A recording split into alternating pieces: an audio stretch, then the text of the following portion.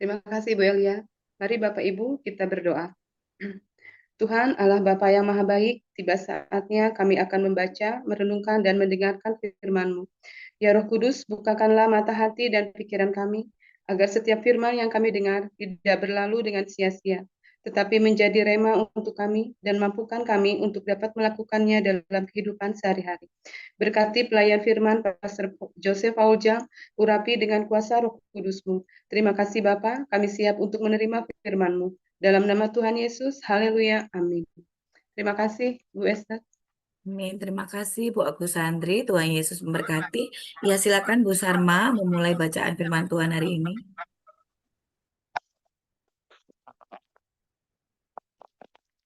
Baik, saya akan membacakan kebenaran firman Tuhan yang terambil dari kitab Ester 2 ayat 1 sampai 23. Beginilah pembacaan kebenaran firman Tuhan.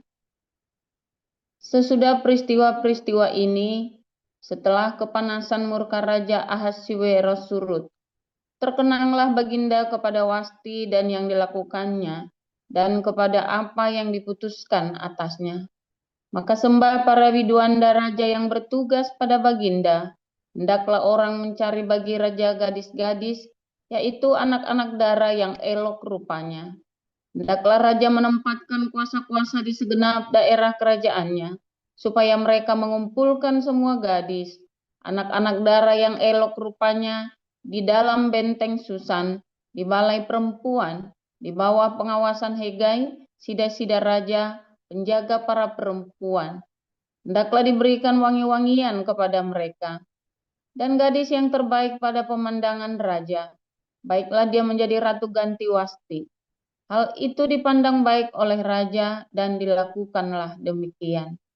Pada waktu itu ada di dalam benteng Susan seorang Yahudi yang bernama Mordekai bin Yair bin Semei bin Kis, seorang Benyamin yang diangkut dari Yerusalem sebagai salah seorang pembuangan yang turut dengan Yekhonya, Raja Yehuda, ketika ia diangkut ke dalam pembuangan oleh Raja Nebukadnezar, Raja Babel. Mordekai itu pengasuh Hadasa, yakni Ester, anak saudara ayahnya, sebab anak itu tidak beribu bapa lagi. Gadis itu elok perawakannya dan cantik parasnya. Ketika ibu bapaknya mati, ia diangkat sebagai anak oleh Mordekai.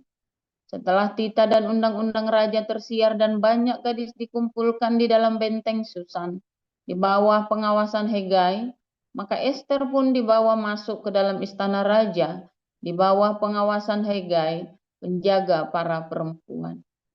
Maka gadis itu sangat baik pada pemandangannya dan menimbulkan kasih sayangnya, sehingga Hegai segera memberikan wangi-wangian dan pelabur kepadanya, dan juga 7 orang dayang-dayang yang terpilih dari isi istana raja. Kemudian memindahkan dia dengan dayang-dayangnya ke bagian yang terbaik di dalam balai perempuan. Ester tidak memberitahukan kebangsaan dan asal-usulnya karena dilarang oleh Mordekai. Tiap-tiap hari berjalan-jalanlah Mordekai di depan pelataran balai perempuan itu untuk mengetahui bagaimana keadaan Ester dan apa yang akan berlaku atasnya. Tiap-tiap kali seorang gadis mendapat giliran untuk masuk menghadap Raja Ahasyaweros, dan sebelumnya ia dirawat menurut peraturan bagi para perempuan selama 12 bulan, sebab seluruh waktu itu digunakan untuk pemakaian wangi-wangian. 6 bulan untuk memakai minyak mur dan 6 bulan lagi untuk memakai minyak kasai serta lain-lain wangi-wangian perempuan. Lalu gadis itu masuk menghadap raja, dan segala apa yang dimintanya harus diberikan kepadanya untuk dibawa masuk dari balai perempuan ke dalam istana raja. Pada waktu petang ia masuk dan pada waktu pagi ia kembali, tetapi sekali ini ke dalam balai perempuan yang kedua, di bawah pengawasan Sasgas, sida-sida raja, penjaga para gundik. Ia tidak diperkenankan masuk lagi menghadap raja, kecuali jikalau raja berkenan kepadanya dan ia dipanggil dengan disebutkan namanya. Ketika Ester, anak Abihail, yakni saudara ayah Mordekai yang mengangkat Ester sebagai anak, mendapat giliran untuk masuk menghadap raja, maka ia tidak menghendaki sesuatu apapun selain daripada yang dianjurkan oleh Hegai, sida-sida raja, penjaga para perempuan. Maka Ester dapat menimbulkan kasih sayang pada semua orang yang melihat dia. Demikianlah Ester dibawa masuk menghadap Raja Ahasyaweros ke dalam istananya pada bulan yang ke-10, yakni bulan Tebet, pada tahun yang ke-7 dalam pemerintahan Baginda. Maka Ester dikasihi oleh Baginda lebih daripada semua perempuan lain, dan ia beroleh sayang dan kasih Baginda lebih daripada semua anak darah lain, sehingga Baginda mengenakan mahkota kerajaan ke atas kepalanya dan mengangkat dia menjadi ratu ganti Wasti. Kemudian diadakanlah oleh Baginda suatu perjamuan bagi semua pembesar dan pegawainya, yakni perjamuan karena Ester, dan Baginda menitahkan kebebasan pajak bagi daerah-daerah serta mengaruniakan anugerah sebagaimana layak bagi raja. Selama anak-anak darah dikumpulkan untuk kedua kalinya, Mordekai duduk di pintu gerbang istana raja. Adapun Ester tidak memberitahukan asal-usul dan kebangsaannya seperti yang diperintahkan kepadanya oleh Mordekai, sebab Ester tetap berbuat menurut perkataan Mordekai, seperti pada waktu ia masih dalam asuhannya. Pada waktu itu, ketika Mordekai duduk di pintu gerbang istana raja, sakit hatilah Bigtan dan Teres, dua orang sida-sida raja yang termasuk golongan penjaga pintu. Lalu berikhtiarlah mereka untuk membunuh Raja Ahasyaweros. Tetapi perkara itu dapat diketahui oleh Mordekai. Lalu diberitahukannya lah kepada Ester, sang ratu, dan Ester mempersembahkannya kepada raja atas nama Mordekai. Perkara itu diperiksa dan ternyata benar. Maka kedua orang itu disulahkan pada tiang. Dan peristiwa itu dituliskan di dalam kitab sejarah di hadapan raja. Demikian pembacaan firman. Kami lanjutkan dari Wahyu 21 ayat 1 sampai 27. Lalu aku melihat langit yang baru dan bumi yang baru, sebab langit yang pertama dan bumi yang pertama telah berlalu, dan laut pun tidak ada lagi. Dan aku melihat kota yang kudus, Yerusalem yang baru, turun dari surga dari Allah, yang berhias bagaikan pengantin perempuan yang berdandan untuk suaminya. Lalu aku mendengar suara yang nyaring dari tahta itu berkata, lihatlah, kemah Allah ada di tengah-tengah manusia, dan ia akan diam bersama-sama dengan mereka. Mereka akan menjadi umatnya, dan ia akan menjadi Allah mereka. Dan ia akan menghapus segala air mata dari mata mereka, dan maut tidak akan ada lagi. Tidak akan ada lagi perkabungan atau ratap tangis atau duka cita, sebab segala sesuatu yang lama itu telah berlalu. Ia yang duduk di atas tahta itu berkata, lihatlah, aku menjadikan segala sesuatu baru. Dan firman-Nya, tuliskanlah, karena segala perkataan ini adalah tepat dan benar. Firman-Nya lagi kepadaku, semuanya telah terjadi. Aku adalah Alfa dan Omega, yang awal dan yang akhir. Orang yang haus akan kuberi minum dengan cuma-cuma dari mata air kehidupan. Barang siapa menang, ia akan memperoleh semuanya ini, dan aku akan menjadi Allahnya, dan ia akan menjadi anak. Tetapi orang-orang penakut, orang-orang yang tidak percaya, orang-orang keji, orang-orang pembunuh, orang-orang sundal, tukang-tukang sihir, penyembah-penyembah berhala, dan semua pendusta, mereka akan mendapat bagian mereka di dalam lautan yang menyala-nyala oleh api dan belerang. Inilah kematian kedua. Inilah kematian yang kedua. Maka datanglah seorang dari ketujuh malaikat yang memegang ketujuh cawan yang penuh dengan ketujuh malapetaka terakhir itu. Lalu ia berkata kepadaku, katanya, marilah ke sini. Aku akan menunjukkan kepadamu pengantin perempuan mempelai anak domba. Lalu di dalam roh ia membawa aku ke atas sebuah gunung, yang besar lagi tinggi, dan ia menunjukkan kepadaku kota yang kudus itu, Yerusalem, turun dari surga dari Allah. Kota itu penuh dengan kemuliaan Allah, dan cahayanya sama seperti permata yang paling indah, bagaikan permata yaspis, jernih seperti kristal. Dan temboknya besar lagi tinggi, dan pintu gerbangnya 12 buah. Dan di atas pintu-pintu gerbang itu ada 12 malaikat, dan di atasnya tertulis nama ke-12 suku Israel. Di sebelah timur terdapat 3 pintu gerbang, dan di sebelah utara 3 pintu gerbang, dan di sebelah selatan 3 pintu gerbang, dan di sebelah barat 3 pintu gerbang. Dan tembok kota itu mempunyai 12 batu dasar, dan di atasnya tertulis ke-12 nama ke-12 rasul anak domba itu. Dan ia yang berkata-kata dengan aku mempunyai suatu tongkat pengukur dari emas untuk mengukur kota itu serta pintu-pintu gerbangnya dan temboknya. Kota itu berbentuk 4 persegi, panjangnya sama dengan lebarnya, dan ia mengukur kota itu dengan tongkat itu. 12.000 stadia panjangnya dan lebarnya dan tingginya sama. Lalu ia mengukur temboknya 144 hasta menurut ukuran manusia yang adalah juga ukuran malaikat. Tembok itu terbuat dari permata yaspis, dan kota itu sendiri dari emas tulen, bagaikan kaca murni. Dan dasar-dasar tembok kota itu dihiasi dengan segala jenis permata.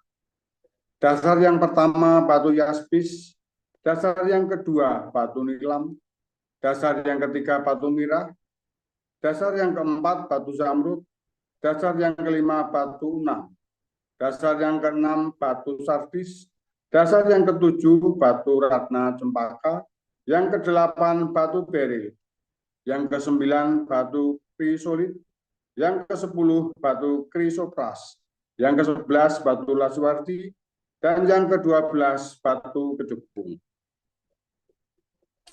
Dan ke-12 pintu gerbang itu adalah 12 mutiara. Setiap pintu gerbang terdiri dari 1 mutiara, dan jalan-jalan kota itu dari emas murni bagaikan kaca bening. Dan aku tidak melihat bait suci di dalamnya, sebab Allah Tuhan yang Maha Kuasa adalah bait sucinya, demikian juga anak domba itu. Dan kota itu tidak memerlukan matahari dan bulan untuk menyinarinya, sebab kemuliaan Allah meneranginya, dan anak domba itu adalah lampunya. Dan bangsa-bangsa akan berjalan di dalam cahayanya, dan raja-raja di bumi membawa kekayaan mereka kepadanya. Dan pintu-pintu gerbangnya tidak akan ditutup pada siang hari, sebab malam tidak akan ada lagi di sana. Dan kekayaan dan hormat bangsa-bangsa akan dibawa kepadanya. Tetapi tidak akan masuk ke dalamnya sesuatu yang najis, atau orang yang melakukan kejian atau dusta. Tetapi hanya mereka yang namanya tertulis di dalam kitab kehidupan anak domba itu. Demikian pembacaan kebenaran firman Tuhan. Terima kasih. Ya, terima kasih kepada para lektor yang sudah membacakan ayat firman Tuhan hari ini. Bu Sarma dan juga Pak Murji, Tuhan Yesus memberkati. Ya, Bapak Ibu, tiba saatnya kita siapkan hati dan pikiran kita untuk menerima firman Tuhan hari ini yang akan disampaikan oleh Gembala kita Pastor Joseph Paul Zhang dengan judul Mempelai Kristus bagian 2. Ya, silakan Pastor. Haleluya.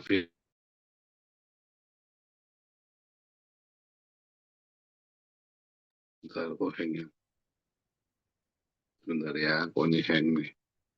Oke, firman Tuhan selalu baru setiap hari. Saudara ya, setiap hari selalu baru. Jika kita menanti-nantikan dengan kesetiaan, kita menantikan dengan ketekunan. Saudara, kata Anda bisa jadi mempelai itu, kalau Anda setia, saudara. Sampai di hari pernikahan anak domba itu. Ya, jadi ketika Anda setiap hari Anda doa pagi, setiap hari itu, ya, Anda sedang memulai kesetiaan. Ya, setiap kali Anda mulai datang sama Tuhan berdoa, Anda sedang memulai kesetiaan. Setiap kali Anda berdiakonia, bersedekah, Anda sedang memulai kesetiaan, saudara. Itu penting, saudara ya, kata kesetiaan itu. Saudara, suatu ketika, ya, ada beberapa cerita tentang kesetiaan ini, saudara ya. Saya punya bos ini rewelnya minta ampun dulu, saudara ya. Lalu, saya tuh, kalau pegang kantor itu pasti kantor, saya paling apa, WC-nya dibersihin. Karena saya tuh gampang diare. Jadi pertama kali pasti saya bersihin WC-nya itu ya. Wajib selalu bersihin WC. Nah, suatu ketika ya, karena ada renovasi di kantor, maka saya lalai. Akhirnya WC-nya kotor, saudara, basah. Nah, WC yang basah itu, orang keluar masuk basah. Sepatunya itu injek-injek seluruh kantor itu. Jadi kan kotor semua kantor itu, ada bekasnya telapak kaki. Nah, di hari itu, tanpa disangka, bos direktur saya dari Jakarta datang, saudara. Waktu itu kami di Bali. Waduh, Anda tahu, saudara, betapa malunya saya. Saya kasih alasan apapun, buat dia ini nyatanya kotor. Baru sekali kok. Nggak urusan, saudara. Saya waktu itu marah sekali sama dia ya. Biasanya bersih kok. Baru kali ini sekali aja kok kamu nggak terima. Ya pokoknya nyatanya kotor. Tapi terus saya kemudian teringat firman Tuhan ya. Berbahagialah ya hamba yang bekerja ketika tuannya datang. Aduh, saya nyadari ini orang ini benar. Ini orang kelenteng, saudara ya. Si bos saya ini orang kelenteng, orang Cina Medan, saudara ya. Ini benar, dia, saya salah. Sekalipun saya selalu bersih, hari itu nggak bersih. Dan konangan kotor, saudara. Waduh, saya diomongin, kamu kantor saja kotor. Apalagi orang-orang di dalam kantor saja, kamu punya office boy 2, kamu nggak bisa bersihin. Waduh, hari itu saya terpukul sekali. Dan saya bilang, setiap hari harus bersih. Kamar mandi harus kering. Jadi saya setiap pagi, siang, malam, saya selalu ngecek, saudara. Pagi saya datang, saya harus cek itu kamar mandi kering. Siang saya harus cek itu kamar mandi kering. Saya mau pulang dari kantor, saya cek kamar mandi itu harus kering. Karena dari kamar mandi yang basah itu bisa kemana-mana kotornya tuh, saudara ya. Kita itu kantor itu anak buahnya ada 500 orang di situ soalnya ya. Nanti itu ada 500 orang di satu kantor itu, saya anak bosnya 500, saudara ya. Jadi ruwet sekali itu kalau nggak sini saya memastikan ya. Wah, konyol saya jadi enggak, saudara, karena masalah kantor yang bersih itu penting sekali ya. Saya harus ngecek, saya harus yakin. Seharusnya tidak perlu saya ngecek, tetapi saya harus tidak boleh andalkan orang lain karena kantor kami adalah kantor representatif ya, sehingga harus benar-benar selalu bersih. Saya bukan hanya sebagai kepala cabang, kepala salesman, tapi saya adalah sebagai representatif. Orang dari Korea, dari Jepang, dari Cina datang, pasti datang ke kantor saya, saudara. Ya, tamu-tamu yang, nah, itu maksudnya begitu. Bos saya itu marah karena kantor kami di Bali itu adalah mewakili wajah kami seluruh perusahaan kami yang ada di seluruh Indonesia itu ya. Jadi orang datang selalu ke Bali dulu. Nah, sejak itu bersih. Dan saya setiap kali ada tamu datang, setiap kali ada tamu dari Korea, dari Jepang, dari Cina datang, mereka selalu bilang, wah, luar biasa kalian. Keren banget kantornya, bersih banget, apa segala macam dipuji, saudara. Dan saya selalu antar sendiri. Namanya CEO, Chief Entertain Officer, saudara. Saya dulu tiap malam itu di seluruh kafe di Bali saya udah pergi tuh, saudara ya. Dari ujung sampai ujung pokoknya ya. Udah saya udah pergi semua. Ya, malah saya kerja di kafe, nongkrong di kafe nemenin mereka ya, teman-teman ini, saudara, datang tamu-tamu ini. Nah, mereka selalu bilang luar biasa. Saudara, apa yang sedang mau kita sampaikan, saudara ya? Saudara, bekerja itu berbuat baik itu gampang, saudara. Jangan ngomong berbuat baik itu susah, kamu salah, saudara. Jangan bilang kamu mau jujur itu susah, jujur itu gampang.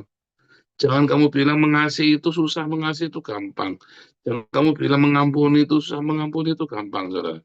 Jangan pernah kamu bilang bahwa berbuat kebaikan itu susah, semua gampang. Yang susah, kamu setia di dalam perbuatan baik. Kamu setia di dalam kasih. Kamu setia di dalam pengampunan. Konsisten, persisten, saudara. Itu yang susah, saudara.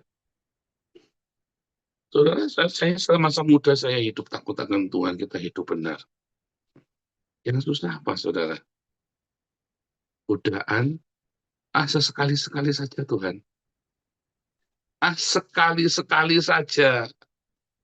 Ya, saudara ya. Saudara, ketika kita ditunangkan dengan Kristus, maka kita harus benar-benar tidak bercacat selalu, saudara. Anda bisa bikin salah, tetapi kita tidak tahu kapan saatnya itu tiba, saudara. Dan ketika saatnya tiba dan kamu tidak siap, maka kamu tidak bisa menjadi mempelai. Artinya kamu keluar dari kerajaan surga, dari Yerusalem baru itu. Karena Yerusalem baru itu adalah mempelai. Kamu nggak layak. Dalam ketidaksetiaanmu, saudara. Waduh, ini bagi orang-orang sanguin kayak saya, ini susah, saudara, kesetiaan ini. Serius, saudara ya. Kita pengennya mah baik terus. Tetapi selalu ada, kita bikin salah. Karena kita meremehkan. Banyak meremehkan hal-hal tertentu. Namun, saya kasih tahu rahasianya, saudara ya. Tidak ada segala sesuatu itu yang ujuk-ujuk itu nggak ada. Kamu mau bikin dosa, zina, nggak ada ujuk-ujuk. Aduh Pak, kilaf Pak, nggak ada, saudara. Ada sentuhan-sentuhan, ada tatapan mata, curi-curi pandang. Ada di situ, waduh, feromon, wangi, kamu suka baunya. Ada di situ sedikit WhatsApp, kita sayang, ya, hai say, itu saudara ya. Ketika temannya anak itu ada WhatsApp, say, begitu ya. Iya say, gimana say? Terus saya jawab, saya suaminya, jangan bilang sayang sama istri saya ya. Saya bilang begitu saudara ya, nggak boleh. Karena banyak celah, kita tahu ya saudara. Saya pun dulu saya begitu, saya pikir itu wajar saudara, waktu saya kerja, dia, hai say. Terus lama-lama tak pikir-pikir, nah bagus juga ya saya bilang saya sama orang ya. Saya gitu ya, kalau sekarang tuh bilangnya bukan saya, cinta gitu ya. Hai cinta gitu ya saudara ya. Nah itu tuh hati-hati saudara itu ya. Halo cinta, ya pertama bilang cinta cuma guyonan, lama-lama itu beneran loh saudara. Ya, kalau kamu ya bonceng-boncengan, nganter-nganteran, nggak ada ujuk-ujuk kamu tiba-tiba berzina sama orang yang kamu antar itu. Kamu nganter-nganter itu sudah jelas. Mau pegangan sentuhan tangan, nggak sengaja, aduh kepleset, aduh ya mau turun nggak bisa gimana nih, nah, turun terus pegangan, kestongsok, susunya nempel badan saudara ya. Terus, jangan ngomong nggak terjadi, ngerem, aduh empuk, dingin empuk saudara ya. Diawali dari situ saudara, jangan main-main. Tidak ada kenajisan, tidak ada dosa yang ujuk-ujuk. Bohong kamu kalau bilang itu ujuk-ujuk, Pak, kilaf Pak, tiba-tiba saja Pak, biasanya enggak bohong. Kamu sudah buka celah-celah di awal, saudara. Tidak ada yang ujuk-ujuk kamu kilaf, enggak ada. Kamu sudah pasang jerat. Kamu sudah berangan-angan di kepalamu. Tindakanmu itu hanya eksekusi dari sekian lama persiapanmu di waktu malam kamu membayangkan, saudara. Korupsi, perzinahan, ya. Itu semua kamu erami dulu tiap malam. Di tempat tidur kamu merancang kejahatan. Di tempat tidur kamu merancang kejahatan itu, saudara. Wah, dan ini tak dekat di sini, ketemu di tikungan, tak begini kan. Nggak ada yang ujuk-ujuk itu, nggak ada. Ya, tidak ada yang spontan itu, nggak ada, saudara.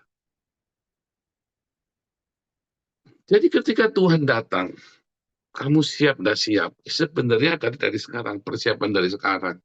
Tiba-tiba Antikristus datang, kamu gagal. Kamu runtuh imanmu. Karena dari sekarang, kamu bangunnya. Tidak mungkin kamu sangka Tuhan Yesus saat Antikristus datang bila kamu selalu penuh dengan Roh Kudus. Wah, lagi penuh Roh Kudus, saya kepleset Pak berzina. Tidak mungkin kamu berzina kepleset dari itu. Ada persiapan sebelumnya. Ada rancangan jahat di kepalamu sebelumnya. Jadi bagaimana? Jadi kamu dari sekarang, kamu selalu kontrol lagi waras. Ada yang jahat, bersihkan. Ada yang jahat, bersihkan. Nggak ada yang ujuk-ujuk di dunia ini, saudara. Bahkan mujizat pun tidak datang dengan ujuk-ujuk. Bahkan mujizat, ada orang yang lumpuh, selama berapa puluh tahun itu ya, terus dia berdiri, dia nungguin di kolam Bethsaida, ya, di kolam Bethsaida, kolam Bethesda, nunggu malaikat menggoncang kolam itu, selalu keduluan orang katanya. Saudara, dia mengharapkan mujizat, saudara. Nggak ada ujuk-ujuk mujizat itu datang. Dia mengharapkan mujizat selama belasan tahun. Dia menunggu, dia berdoa sampai mujizat. Kenapa dari sekian banyak hanya orang ini yang mendapat mujizat? Banyak orang menanti di kolam Bethesda. Hanya orang ini, saudara. Hanya orang ini. Tidak ada ujuk-ujuk, semuanya ada persiapan-persiapan. Ketika Musa jadi pemimpin, nggak ujuk-ujuk, saudara. 40 tahun, Yusuf ngasih makan seluruh dunia, nggak ujuk-ujuk, saudara. Dari usia belasan tahun, dia mengalami proses. Dari mau bikin baik, mau bikin jahat, itu nggak ada yang ujuk-ujuk. Itu semua ada persiapannya. Akhirnya kamu tidak jujur, kamu tidak waspada, kamu tidak mau mengakui. Hari ini kamu bangun, kamu mikir ada banyak utang. Siapa yang bisa aku utangi? Karena kamu terbiasa pikir begitu, saudara. Begitu kamu ada uang di depanmu, saudara, hajar dulu. Uang rupa gila, Pak, soalnya uangnya besar, Pak. Tidak mungkin kamu gila. Kalau kamu terbiasa Jehovah Jireh, uang banyak, uang sedikit, kamu tahu berkat itu dari Tuhan, bukan dari siapa-siapa. Kamu tidak akan kilaf. Tiap malam, saudara ya, tiap malam kamu kerjanya nontonin bokep. Suatu ketika kamu melihat ada teman kantor. Begitu teman kantor itu buka baju, dimakan sama kamu. Karena semua itu adalah rancangan di kepalamu, saudara. Kamu musik raba-raba malah diraba-raba basah sekalian. Ya, kesetiaan itu kamu bangun, tidak ada ujuk-ujuk. Jadi kalau hari ini kamu membangun kekudusan, hari ini kamu membangun cinta kasih, hari ini kamu membangun kedisiplinan, tidak ada ujuk-ujuk. Antikristus datang, kamu tidak siap. Tuhan Yesus datang, kamu tidak siap. Tidak ada, saudara. Hari ini kamu membangun imanmu, hari ini kamu membangun ketekunan. Nggak ada ujuk-ujuk, nggak ada, saudara. Segala ketekunan kita membuahkan hasil. Ya kan? Segala keinginan kita yang ditumpuk, akhirnya berbuah dosa. Segala hawa nafsu kita kan. Dari hawa nafsu yang ditumpuk, ujungnya berdosa. Nggak ada, kamu berzina karena nggak ada keinginan sebelum itu, nggak ada, saudara. Nggak ada kamu tiba-tiba korupsi karena nggak ada sebelumnya. Itu semua sudah ada. Yang tahu hanya kamu. Kamu boleh tipu semua orang, tapi yang tahu kamu. Ada pendeta berzina, ada pendeta korupsi, ada pendeta melakukan ini. Itu semua dari awal. Ya, tidak ada sesuatu ujuk-ujuk. Yang Yakobus berkata, bahkan dosa saja itu ditumpuk akhirnya berbuah. Ya, kebaikanmu juga sama. Kamu mau nanti siap ketika Yesus datang. Persiapannya dari sekarang, saudara. Oh, mau siap ketika Yesus datang, persiapannya dari sekarang. Nggak ada kata besok, nggak ada kata nanti. Ya, persiapannya dari sekarang. Haleluya, kita mau siap, Anda mau siap, persiapkan dari sekarang. Anda tahu hari ini, sebenarnya kita tahu kok apa yang kurang hari ini. Sebenarnya kita tahu. Dan tiap hari kita diajarin. Ya, berkat dari mana, bagaimana cara minta pertolongan Tuhan. Ketika kita sampai jatuh salah pun sekarang, kita perbaiki, kita bangun lagi. Dari sekarang. Bahkan Anda mau baik, mau enggak, persiapannya dari sekarang, saudara. Dan kalau kamu menang, ya, maka kita adalah mempelai Kristus. Karena mempelai Kristus adalah orang-orang yang menang. Orang-orang yang berhiaskan kekudusan. Ya, orang-orang yang memilih karakter kerajaan Allah. Orang-orang, ya, saudara ya, yang dewasa. Orang-orang yang hidup sederhana, tetapi hidupnya berhiaskan dengan karakter kerajaan Allah. Ya, Tuhan Yesus memberkati.